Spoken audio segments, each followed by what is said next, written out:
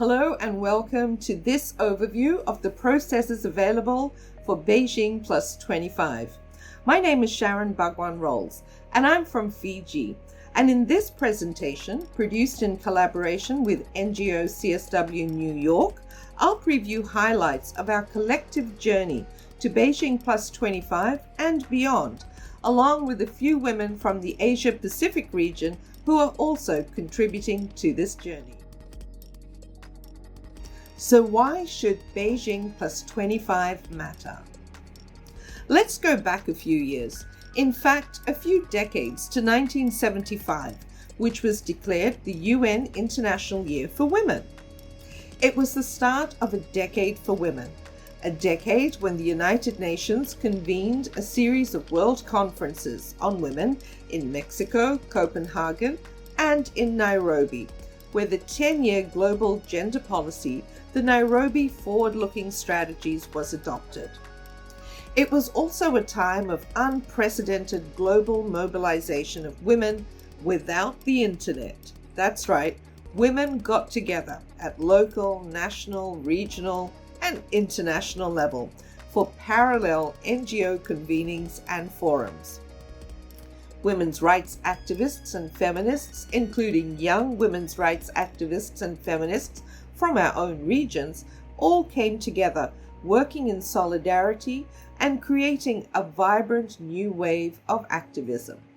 So what was happening in the Pacific? I'm speaking now to Quinisalane Tago Elisara. She's the director of the Social Development Program focusing on gender, culture and youth at the Pacific Community. She's going to explain how we mobilized in the Pacific region to adopt the Pacific Platform for Action in 1994, which guided the way for Pacific women's engagement at the Beijing conference. The Pacific Platform for Action was endorsed to mobilize a Pacific voice at the Beijing conversations and to highlight what are the issues that are of relevance to the Pacific. Post Beijing 1995, it then became the regional charter for gender equality, and it continued to be the platform that we use to guide implementation at regional level, but to also help countries at national level to, again, provide guidance around priorities for gender and what are some of the outcomes for gender equality that they need to aspire or work towards. The new iteration of the Platform for Action was about the how.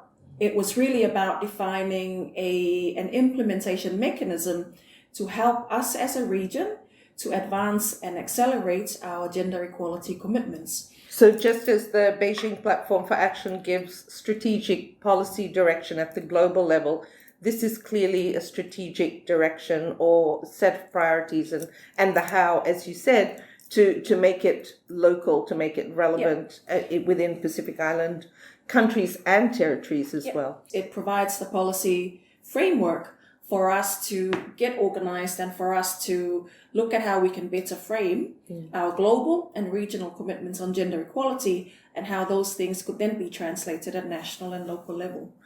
You have previously produced a report coinciding, I think, with, was it Beijing +10 or 15?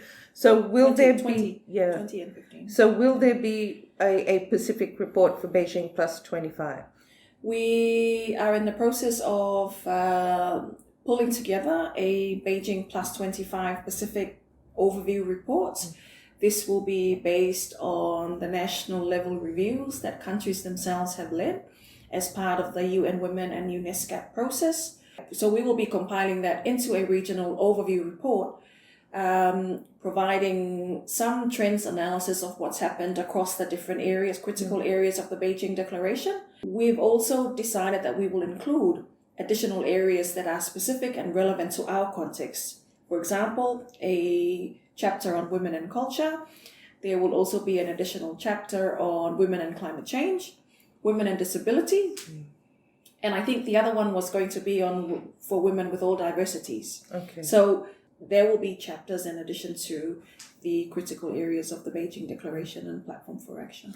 The triennial conference, the last one here in Fiji, gave civil society 2 seats at the table. Yeah. And we're looking at, civil society organizing ahead of the ESCAP meeting in Bangkok. How would you like to encourage civil society to engage in this Beijing +25 process? Like anything, like any process, partners or parties that come to the table need to understand what the value is it for us. What's in it for us? Yes, we will have a seat, but how is it going to add value to what we do? And I think as CSOs are able to reflect and answer that question, then we don't have to be doing the pushing. Then they would realize themselves that it's important for them to be there. This is about not just about CSOs' voices, but it's really about strengthening the collective. And that as we work towards engaging in the Asia-Pacific regional conversations and review, it's important for us to understand that voice in that broader context, that it's not just about us as CSOs, it's not just about us as regional organizations or us as governments, but it's about us as the collective and how we can better organize to advance our issues at the regional discussions and onwards to the global review, but to also ensure that our voices are heard in the broader Asia-Pacific conversations, acknowledging the challenge that we continue to have, that it's always the Asians that dominate the conversations and the discussion because of size and scope in that. But I think we need to always be strategic about how we engage in those spaces and how we organize ourselves, including how we engage CSOs. You've been to ESCAP meetings, obviously, as well as CSW, and the strength of the Pacific region is flourishing to some degree.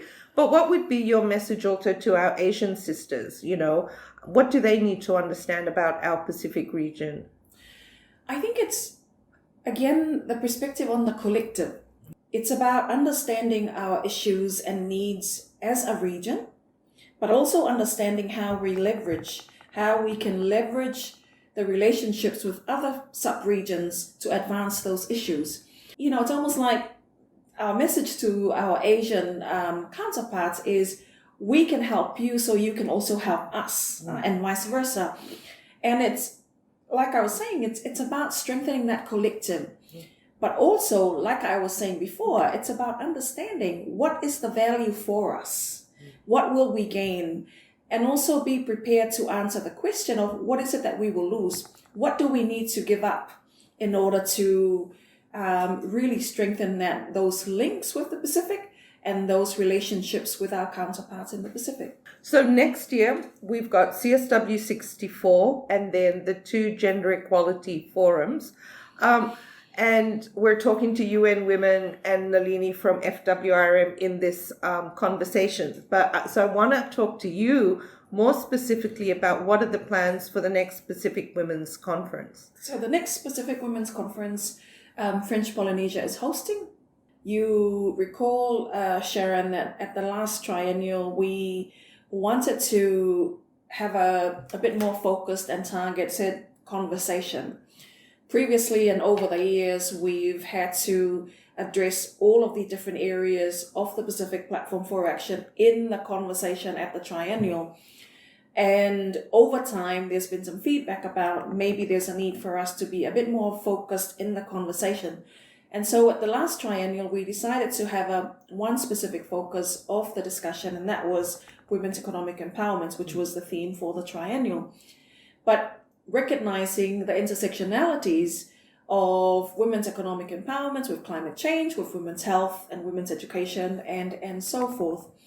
This time, now that we've got the new Pacific Platform for Action, one of the key things that we will be looking at the triennial is the Beijing +25 review report for the Pacific and what that means for us. A number of people are saying that while there's been a lot of focus recently on the Sustainable Development Goals, the Beijing Platform for Action, like the Pacific Platform for Action, is still very relevant. Looking ahead for the next 10 years after Beijing plus 25, what are you seeing through the work that you're doing in the Pacific community where there needs to be particularly the investment of resources in tracking the money for gender equality? Where should we be investing, or is it still, it needs to be across the board? Related to the SDGs is the whole challenge around data and statistics. We've started some work on that, but I think there needs to be a lot more investment in generating the evidence and data to help us inform the direction of where we're heading, but also to help us keep track of how we're doing in the context of these global frameworks and also our own regional and national frameworks. Certainly the different priorities, we have our priorities as a region: women's economic empowerment, violence against women, women in political leadership is a big one. But I think having the data to also then inform, as I was saying, policies and drive the responsiveness, gender responsiveness of institutions across the board are also some of the important considerations in terms of priorities. So we shouldn't just be looking at the 12 critical areas of concern, if you want, of the Beijing Platform for Action, but maybe scrutinizing more the institutional mechanisms, that guide the how and can track better what that progress is. That would be the way to do it. It's not just about looking at addressing the sector priorities for gender, but also looking at those mechanisms. This would build on the work that we're currently moving into, where we're working with central agencies, targeting central agencies, and looking at your finance and your national planning mechanisms to ensure that they're gender responsive and that they are allocating the resources that we need to advance our gender objectives. Final question, because we're looking at, the next 10 years from 2020 onwards. For a young woman who might be starting out on her journey with Beijing plus 25, or a woman in a rural Pacific Island community, what's your message to them? Why should they care about what's happening in 2020? They should care because it's not just about looking backwards, but it's about looking forwards. And it's about us having a say on how we frame the future for our women and our girls. And that's why it's important. And, when you say something like that, who wouldn't be interested? And who wouldn't want to be part of the conversation and wouldn't want their voices heard? Because it's about the future and it's about caring about what happens after we're not here. When we're no longer here, who will continue to take this work forward and sustain all of these things?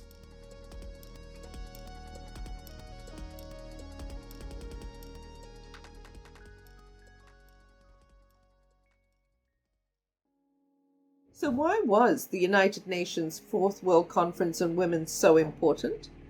In addition to the adoption of the Beijing Platform for Action and the Beijing Declaration, the NGO Forum was again a space for vibrant activism in action, amplifying the call for equality, development, and peace. So how will UN Women be supporting this process? UN Women is bringing together the next generation of women's rights activists with the gender equality advocates and visionaries who were instrumental in creating the Beijing Platform for Action more than 2 decades ago.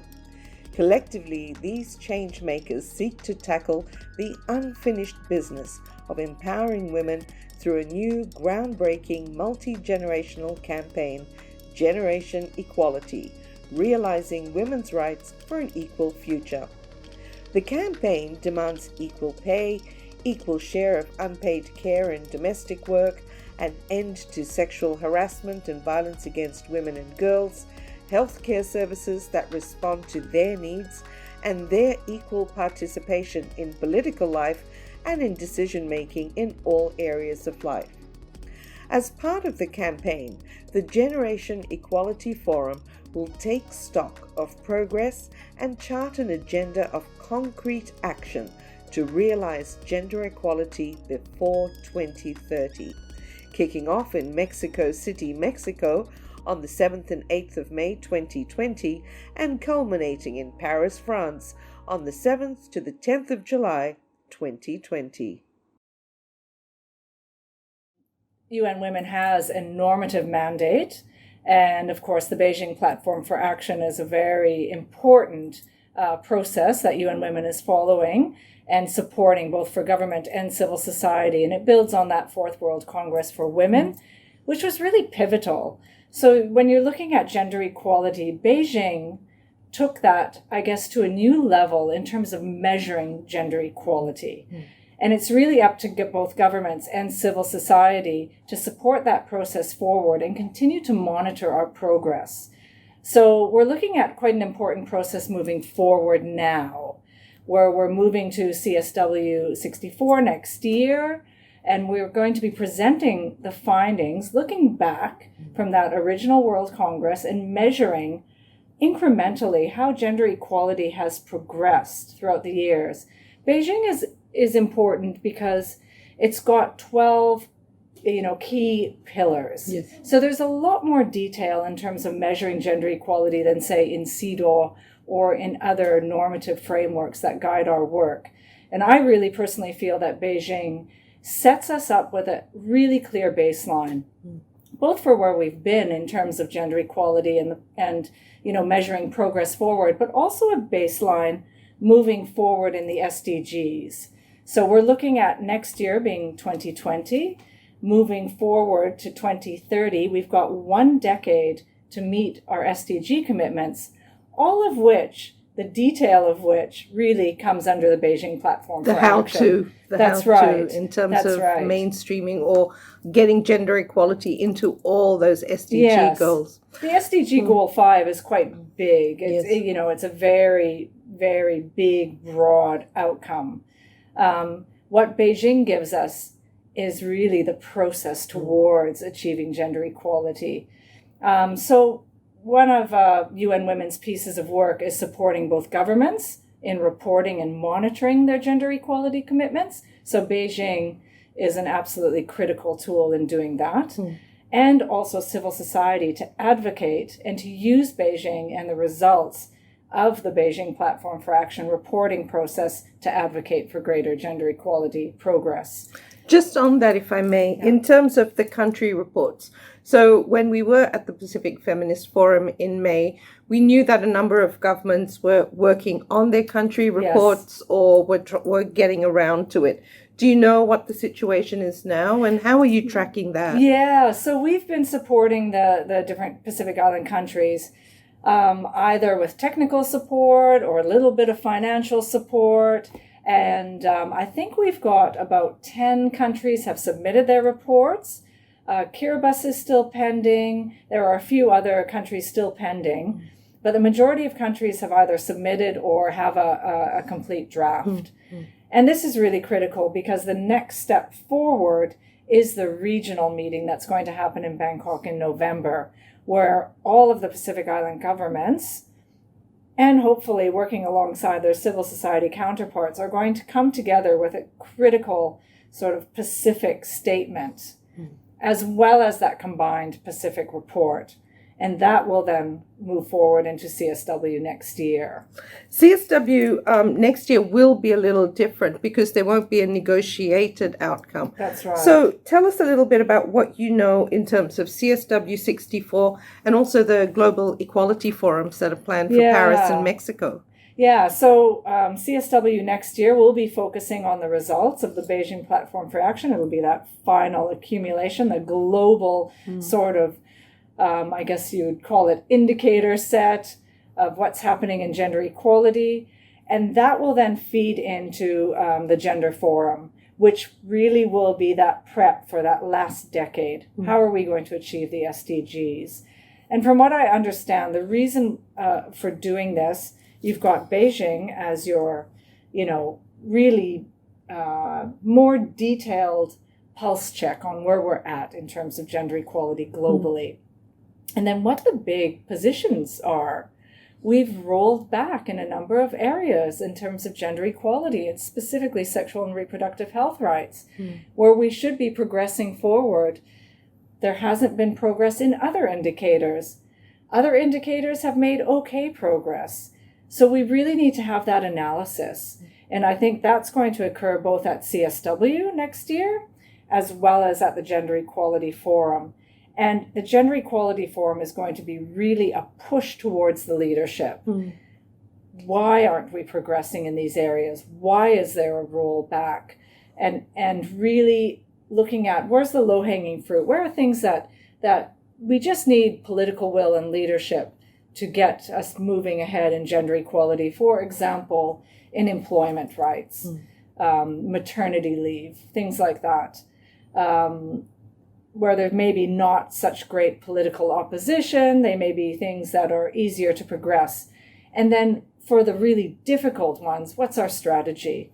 How are we going to, package that and push our leadership to really progress, for example, on sexual and reproductive health rights? Like you mentioned earlier, Sandra, 2020 will give us a very clear 10-year plan in making sure that all these commitments, in particular with the SDGs, are aligned to these recommendations, the Beijing +25 report.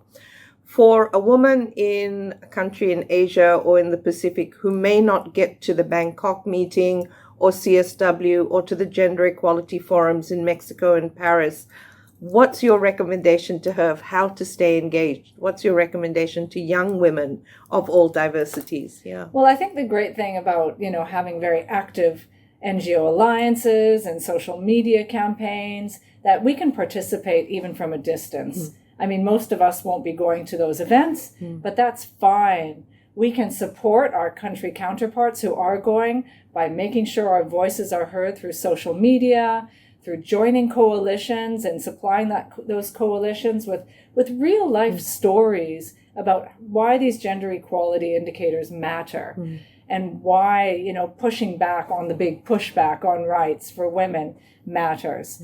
So I think all of us as women in our diversities around the globe need to participate. And again, it's through our coalitions, through social media, lobbying our government counterparts who we know are going to be at the table, lobbying our civil society reps who we know are going to be at the table, and making sure our stories get heard.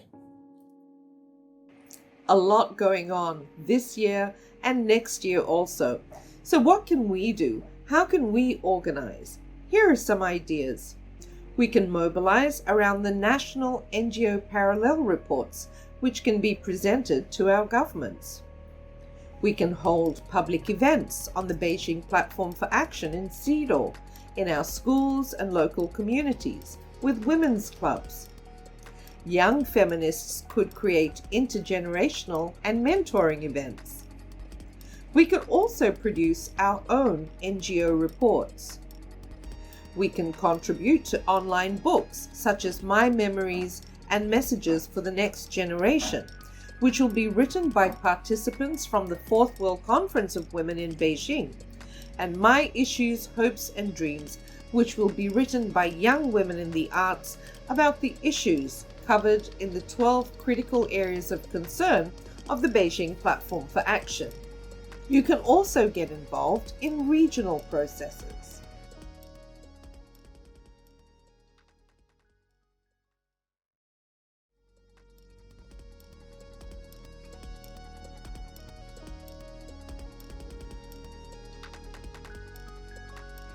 Can Beijing +25 be truly transformative? It can, if it's more than just a celebration, if it has a concrete outcome and a roadmap to achieve a feminist and women's movement action plan with generation equality. The challenge is ensuring our feminist and women's movements use Beijing +25 to advance a feminist and women's movement action plan with generation equality. We need to be able to leverage the power of global consensus and forge new alliances. We need to organize so that we can use the Beijing Platform for Action, CSOs, and the SDGs, along with other international treaties, human rights mechanisms, and international commitments, such as the International Conference on Population and Development, Habitat, UN Security Council resolutions on women, peace and security, and related resolutions, as well as the Paris Climate Accord, to promote accountability and achieve a gender equitable and sustainable world. This means we have to get organized.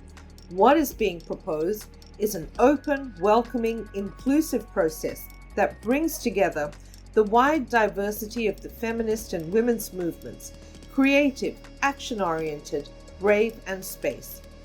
It means using the power of existing political commitments and legally binding obligations and avoiding reinventing the wheel.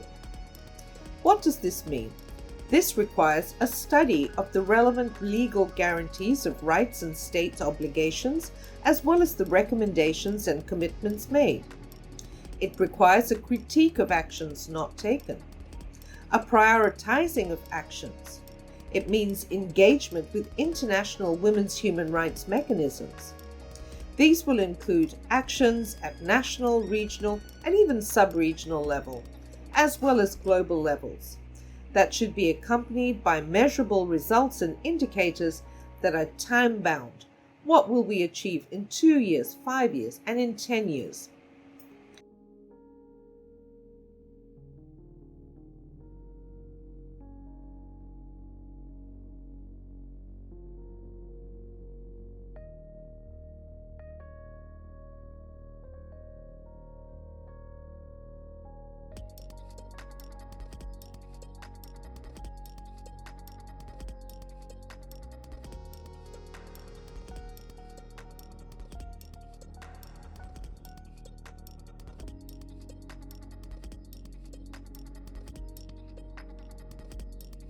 So it's time to meet Nalini Singh. Nalini is the Executive Director of the Fiji Women's Rights Movement, one of the members of the AsiaPacific CSO Forum, who are organizing a meeting, in fact the AsiaPacific Beijing+25 Regional CSO Forum, that's taking place in November, ahead of the UN ESCAP meeting for the Asia-Pacific region. Every 5 years, we've had a moment to reflect and review on our regional commitment or our international commitments in relation to whichever issue the commitment is based on. So for Beijing Platform for Action, this is another such important milestone. And what makes it more special is this is beyond the 20 years that were marked for the Platform for Action. And we're looking at 25 years because we have not achieved what that Platform for Action had actually asked for. So it's a basically getting together civil society, those activists and feminists and women's rights, people who work in the women's rights movement, as well as member states, to come together again to reflect on, we agree that we have not achieved what we were supposed to. What more from here if we really do want to achieve this?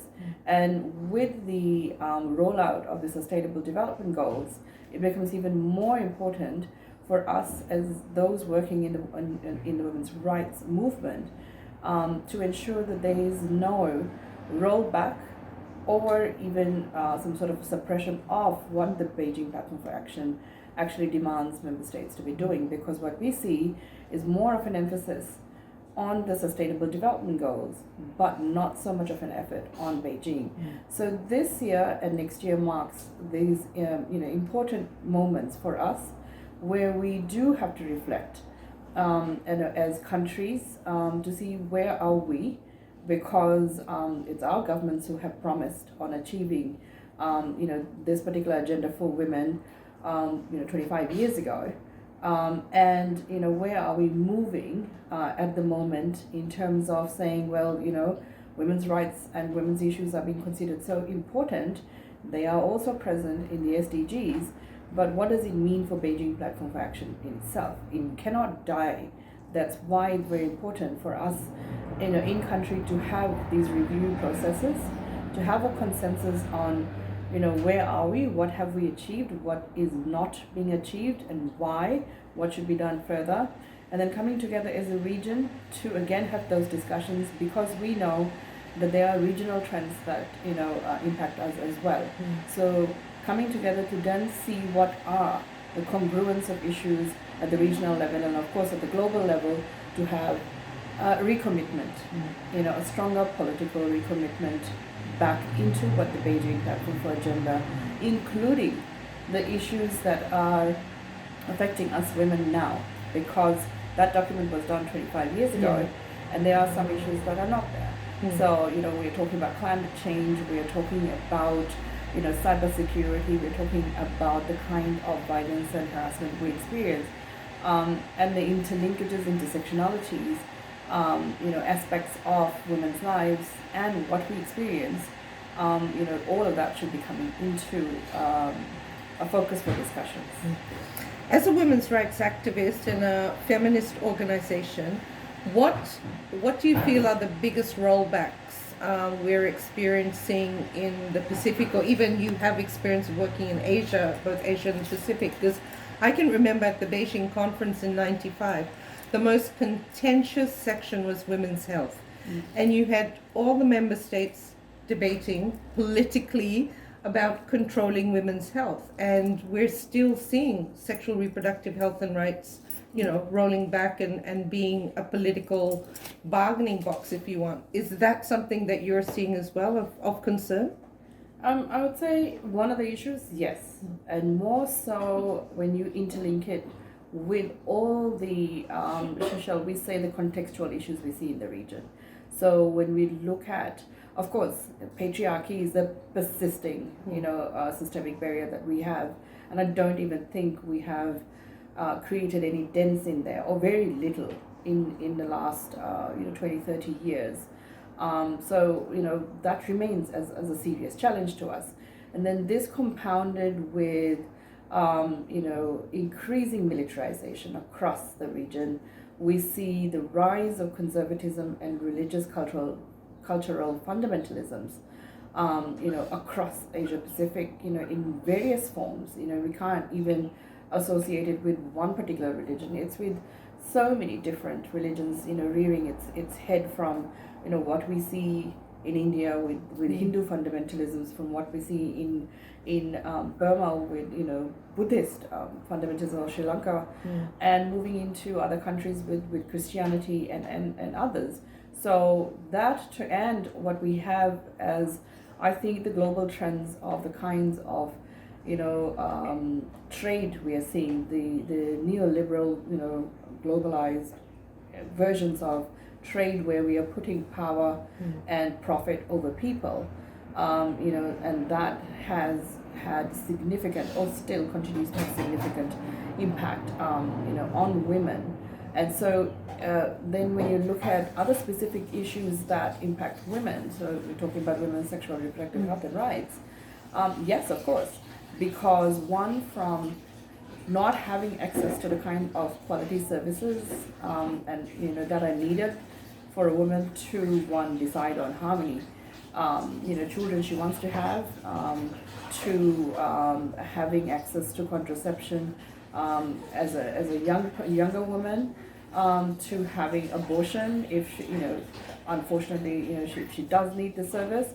All of these things, including as you progress through your life cycle, becomes very important. Now, compounding that with other things like climate change, where you can see the quality of water being affected.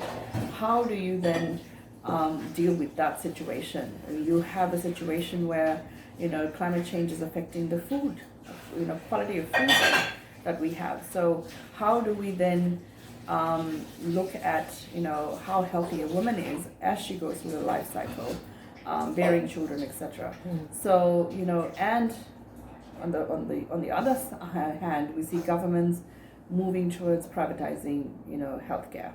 So and then who is questioning this, and why? What are the motives for doing that? And when we see more and more out-of-pocket expenses for women and people in general, and where is the money going to? So the interconnectedness of all these other issues, as it impacts on a woman's life, this is the time to I think, claim back that space, and Beijing Platform for Action is one such key document that gives us the commitments that we need from our governments and for us as civil society and women's rights activists to claim back and to work together to ensure that, in the next 5-year review, at least we would have made somewhat of a progress and a difference in the positive. The Asia-Pacific CSO Forum, ahead of the ESCAP-led government meeting, how can you get involved? Obviously, there are opportunities for people to apply, but will there be online conversations? How can one get involved in that process? Yes, so as we are planning and organizing the CSO Forum, which is going to be for 3 days in Bangkok just before the intergovernmental meeting. So the applications for that is out now. And these are on various websites, including the ESCAP website. And it's good if you can put in your application early. There's a little bit of funding available for scholarships. The steering committee is putting aside as much as we can from the funds we have to allow for participation. And so what I'm asking our Pacific sisters is to make sure you put in your applications early enough, and with as much detail as you can in your applications, which will make your application strong enough to be chosen. And we're looking at about 150 women from Asia and Pacific to participate, and from here we hope to have a strong declaration of our own that we can carry forward not only to the ESCAP meeting but also into CSW and to the Mexico and Paris meetings as well. Speaking of CSW 64, then, with this your own, if you want, a feminist political declaration from Asia Pacific, how would you want to influence CSW next year, given that it's not going to be the usual process of a negotiated outcome, or will it be? Yes. There's all sorts of negotiations that happen in the background, right? So, I mean, one of the key things that we as part of the global women's movement have said that we should not open the Beijing Platform for Action for negotiation, because given the current trends we see in terms of the political negotiations, we think that if we did open it up, there's going to be a regression in terms of the commitments it has. So CSW, we are hoping for a political outcome statement, a political declaration from member states, which reaffirms Beijing, including all the other emerging issues that we are seeing now, so that document commits member states back into committing further and delivering on the Beijing agreements, and as well as then taking forward that commitment into Mexico and Paris, because those are the meetings that we hope will galvanize more support. We're talking about, of course, governments to be more supportive on the agenda, but as well as to see, we do need to have more resources. So who's willing to put in more resources to ensure that there is an achievement of the agenda, and to see, we do need the spaces to convene and talk about the issues that affect us. So it's good to see that Mexico and Paris have agreed to create this space.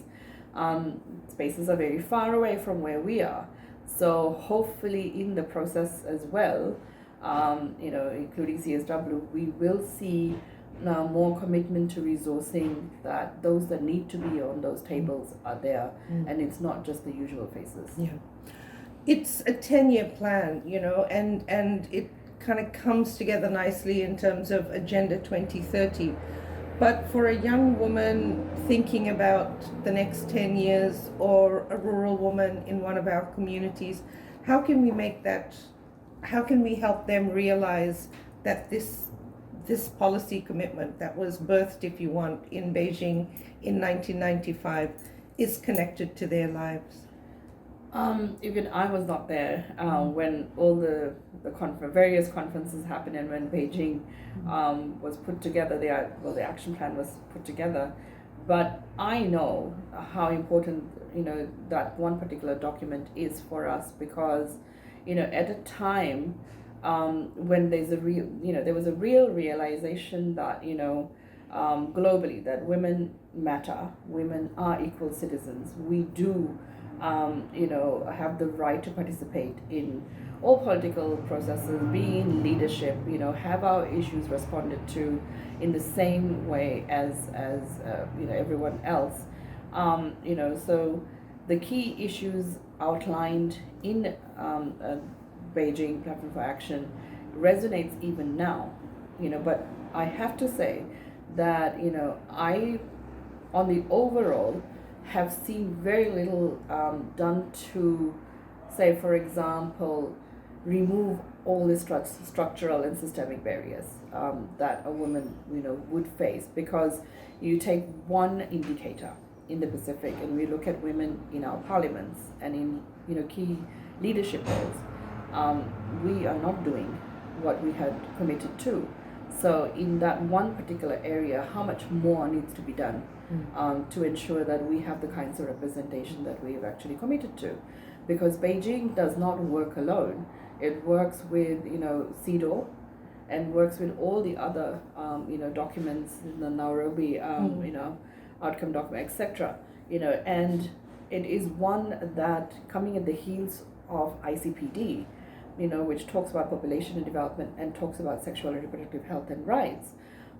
It's a key document because it, captures all of those things. And I don't think there is another that does, do that so well.